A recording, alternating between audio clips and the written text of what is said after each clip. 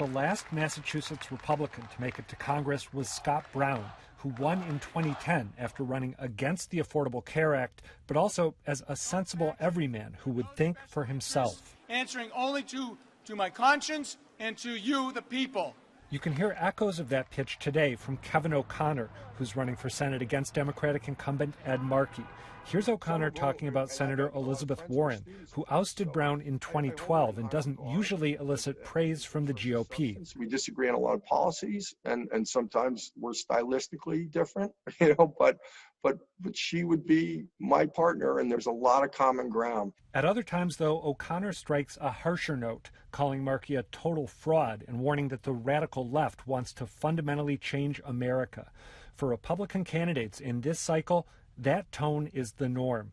In the 4th Congressional District, Julie Hall says her opponent, Jake Auchincloss, a former Republican, is an angry radical socialist. In the 5th District, Republican challenger Caroline Colarusso calls Congresswoman Catherine Clark a do-nothing virtue signaler who's ignoring rising evil in the nation. And in the 2nd, Congressman Jim McGovern's challenger, Tracy Lavorne, has posted favorably about the Proud Boys and praised QAnon, which believes President Trump is fighting a vast network of Democrat pedophile Satanists. In part, the stridency reflects what Shannon Jenkins, a political scientist at UMass Dartmouth, calls negative partisanship. And it used to be, right, that you were a Republican or a Democrat because you were for the Republicans or the Democrats.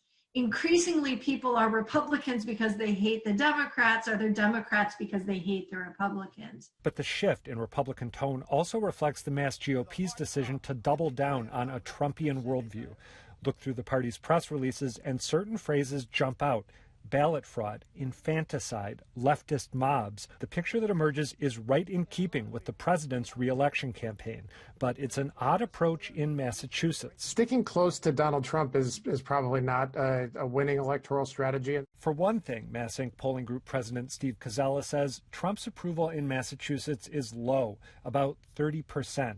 Also, most Massachusetts voters aren't outraged about the issues the president and the state GOP are focusing on. Support for Black Lives Matter is very high in Massachusetts. Support for people thinking that Roe versus Wade should stand is also very high. Jenkins, the political scientist, notes the state party has been a haven for conservatives for years, despite attempts by Governor Charlie Baker and former Governor Mitt Romney to pull it toward the center.